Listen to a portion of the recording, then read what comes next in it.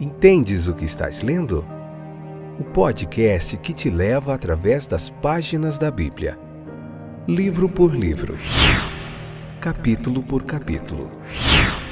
Uma exposição bíblica emocionante. Aperte os cintos e embarque comigo nesta viagem.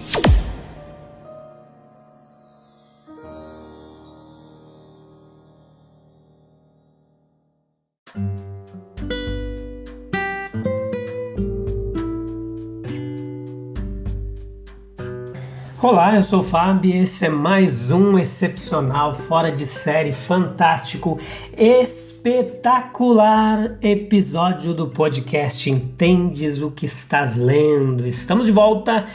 Hoje nós vamos falar de Números capítulo 15, parte 1ª, episódio de número 533. Esta que é a 7ª temporada, onde estamos vendo o livro de Números, capítulo por capítulo, nesse estudo sequencial do texto bíblico, nessa pregação expositiva. Que bom que você voltou. Alegria, satisfação ter a sua audiência, a sua paciência para nós juntos se debruçarmos sobre o texto bíblico e aprender mais da palavra de Deus, que é alimento para a nossa alma. Hoje nós vamos falar bastante sobre novas leis, sobre algumas ofertas ali, algumas leis, sendo o povo, na verdade, relembrados. Nós vamos falar nesse capítulo 15 sobre as franjas nas roupas, uma curiosidade bastante interessante, por que eles faziam franjas nas roupas ali, os judeus. O que mais que nós vamos ver? Deixa eu ver aqui. A gente vai falar um pouquinho do Cronos, né? Desse tempo. Deus não está preso nesse nosso Cronos, nesse nosso tempo. Deus ele enxerga presente, passado e futuro. Ele é o mesmo ontem, hoje, será eternamente, tá bom? Tudo isso a gente vai ver aqui nesse capítulo 15. Eu acho que em 3 episódios dá pra gente ver tudo o que é necessário aqui nesse capítulo 15 do livro de Números. Estão comigo? Então vamos lá?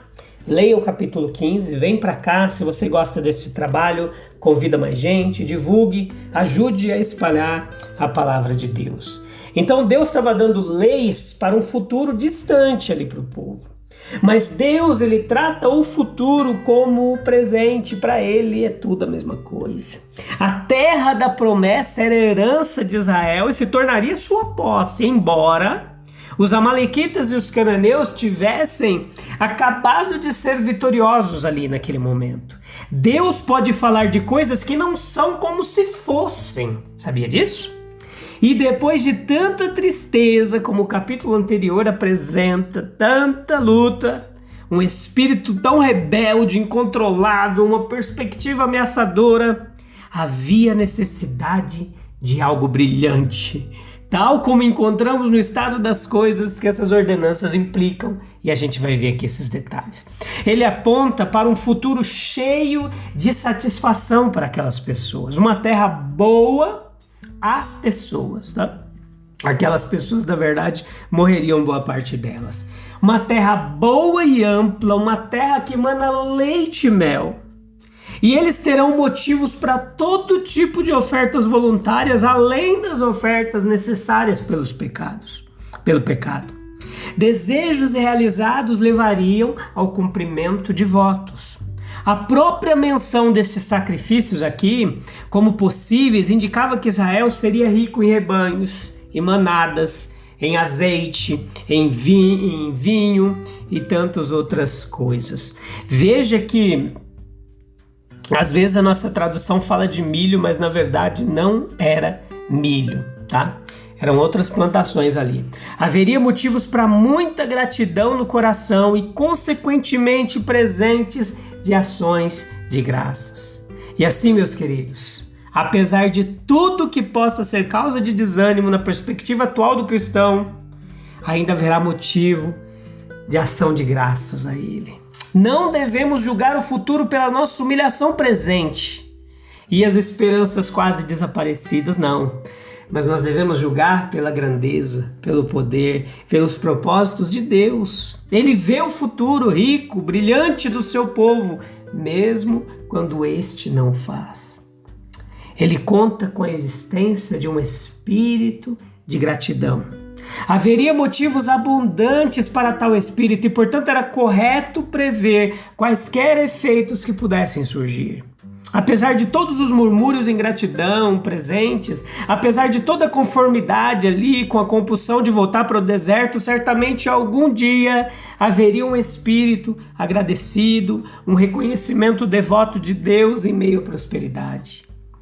Assim, nós podemos considerar que há algo de profecia, algo de expectativa razoável, bem como de dever designado nas ordens aqui dadas, assim como os regulamentos para o Nazireu no capítulo 6 indicavam uma expectativa de que haveria muito sentimento que levasse os homens ao voto nazireu. Também aqui há uma expectativa grande em termos de ofertas voluntárias do povo. Essas ofertas voluntárias, elas deveriam ser unidas com ofertas de cereais, com azeite, com vinho, para fazer tudo em um sacrifício completo e aceitável a Deus. O desejo de fazer algo aceitável a Deus, ele precisa ser direcionado pelo conhecimento do que é aceitável. A alma agradecida, ela ficará sempre feliz em saber a vontade de Deus. Nenhuma oferta a Ele vale alguma coisa, a menos que seja alegre. Mas os presentes mais alegres, eles podem ser anulados pela falta de outras qualidades necessárias. Portanto, deve haver sempre uma ponderação cuidadosa da vontade de Deus em todas as nossas ofertas a Ele, para que sejam boas e perfeitas, de acordo com a medida da capacidade humana. Havia também uma referência aos estrangeiros, quanto à disposição. A terra prometida ela deveria ser atraente e benéfica para eles também, tanto quanto para com Israel. E os estrangeiros ali que estivessem no meio deles, eles compartilhariam as vantagens, seriam estimulados a um reconhecimento correspondente da graça de Deus. E assim, de vez em quando, Deus levanta sua advertência contra toda disposição à exclusividade. Ele teve o caso do estranho e prosélito sempre diante dele. Uma palavra de esperança para Obabe, cujo coração pode ter ficado abatido dentro dele, quando viu com que desprezo Moisés havia sido tratado ultimamente. Aqui no capítulo 15, no versículo 15 e 16, nós vemos uma revelação de uma parte do caráter de Deus, que é a sua imparcialidade. O tratamento dispensado aos estrangeiros entre os judeus é um sinal da imparcialidade de Deus. Eles eram todos do mesmo sangue, Atos capítulo 17, versículo 26. Os israelitas eram estrangeiros e peregrinos na terra, em sua própria terra. Levítico capítulo 25, versículo 23. Como todos nós somos na terra. 1 Crônicas capítulo 29, versículo 15. Lá em 1 Pedro capítulo 2, versículo 11, se refere a nós como peregrinos nessa terra, estrangeiros. Todos estão envolvidos no pecado. A culpa dos israelitas favorecidos era maior do que aqueles estrangeiros. Romanos capítulo 2, versículo 6 ao 12.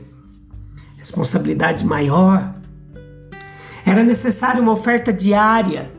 Ou se não for diária, seja praticamente diária. Deus falou até agora sobre ofertas voluntárias. Mas aqui está aqui nesse texto, que está relacionada com um ato tão frequente e necessário como comer pão.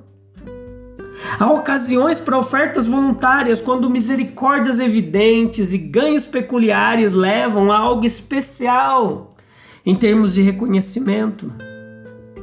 Mas os homens, nós somos propensos, meus queridos, a esquecer as misericórdias comuns, ordinárias, diárias, que na realidade são as maiores de todas, diariamente manifestadas.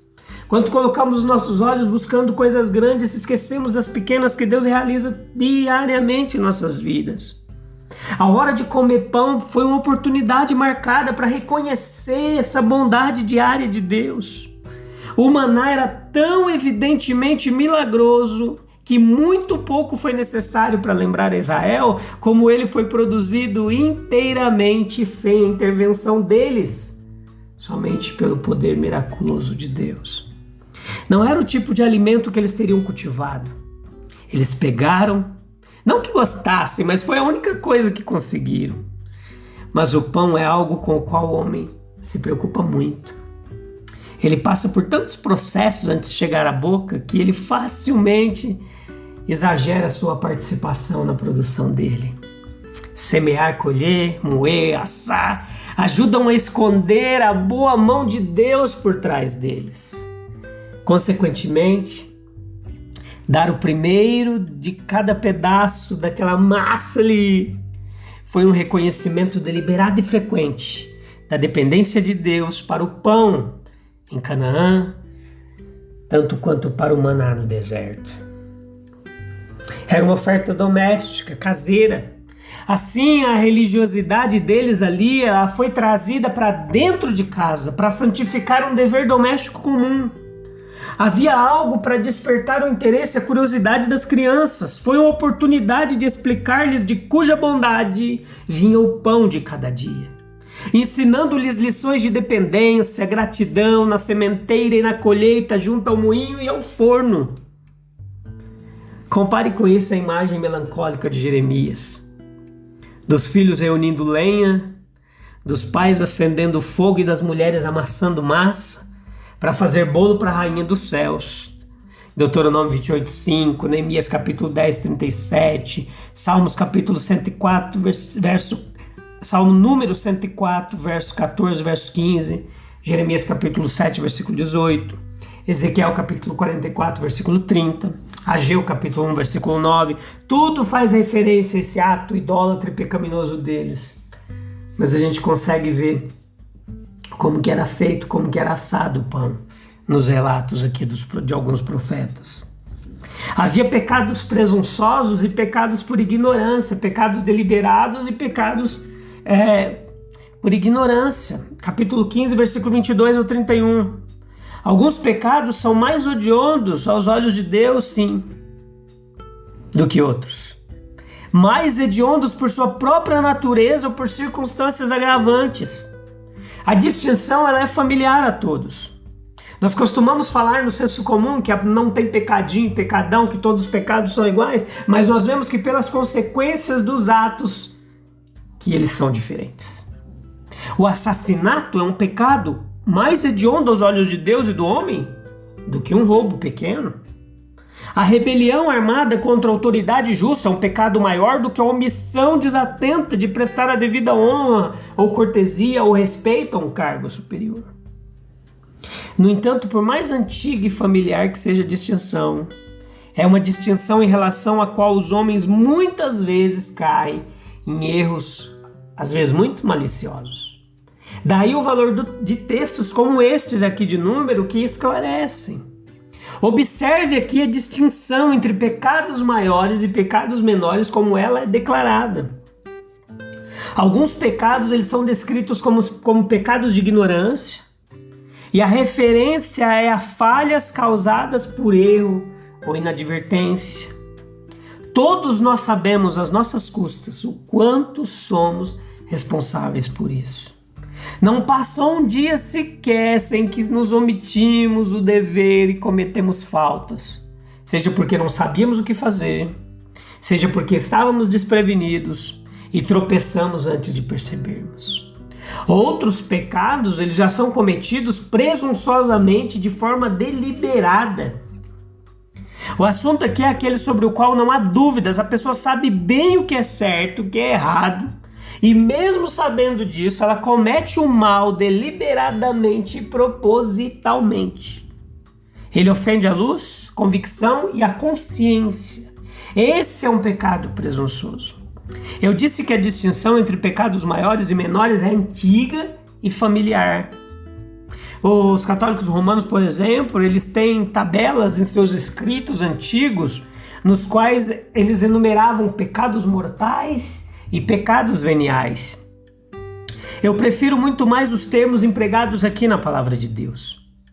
E a sabedoria superior de Deus já deve ser vista não apenas nos termos mais adequados empregados, mas também na ausência de qualquer tentativa, aqui ou em outro lugar da Bíblia, de fornecer uma enumeração de tabela de pecados, não. pertencentes a qualquer classe. Por um lado, uma distinção correta ela é impossível. Pecado é pecado, sim. Todos ferem a santidade de Deus. Mas pelas consequências nós vemos que não é a mesma coisa aos olhos de Deus.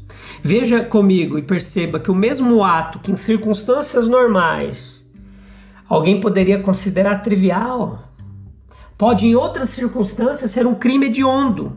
Ao passo que o que parece ser hediondo, ele pode ser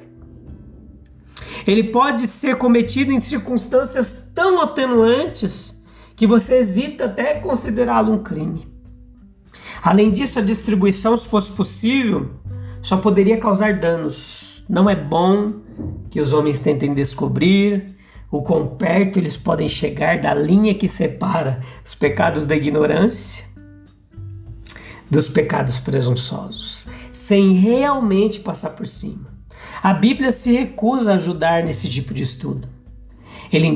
A Bíblia indica qualidade ali, característica que agrava as ofensas, para que nós possamos aprender e temê-la e a manter-nos o mais longe possível daquilo que desagrada a Deus. Observe que a lei, que é estabelecida com referência aqui aos dois tipos de pecado, quando a parte, seja a congregação ou israelita individual, que pecou inadvertidamente, ele toma conhecimento do pecado, uma oferta pelo pecado deve ser apresentada com os ritos habituais, e o pecado será perdoado. Versículos 24 e 25, versículos 27 e 28. Então o ponto a ser observado aqui é que por mais que o pecado possa ter sido devido à mera ignorância, a lei exigia uma satisfação, isso é, a transgressão da lei de Deus ainda era uma transgressão, embora cometida por mera negligência ou erro. Então a ignorância e a negligência, ela podem atenuar, mas não justifica, nem isenta de sofrer as consequências das más ações. Nem isso deve ser considerado estranho ou severo. O mesmo princípio prevalece nos governos humanos. Um transgressor, ele não escapa às penas anexas aos seus atos porque não sabia que eram proibidos, ou porque agiu de forma imprudente. É um abuso malicioso da distinção entre pecados, se for aproveitada a ocasião para menosprezar qualquer pecado. Lembre-se de que todo pecado é em sua própria natureza mortal. Paulo perseguiu por ignorância e credulidade, como um zeloso da lei. Contudo, por ter perseguido, ele se considerava o principal dos pecadores. Então a gente volta no próximo episódio para continuar estudando isso, tá bom? E a gente vai voltar mais nesses temas, no Novo Testamento também, toca nesse assunto, em relação de pecados que são por ignorância, aqueles que conhecem a verdade, por isso que a responsabilidade é muito maior sobre eles, principalmente daqueles que ensinam. Os mestres receberão maior juízo, porque quando a gente sabe o que tem que fazer e não faz, o nosso pecado é maior do que aquele que não sabe e comete por ignorância. Tá bom? A gente volta no próximo episódio para se aprofundar mais nesses assuntos que são muito interessantes e nos ajudam a compreender melhor o texto bíblico, a vontade, o caráter de Deus. Um abraço, a gente volta em breve. Deus abençoe. Tchau, tchau.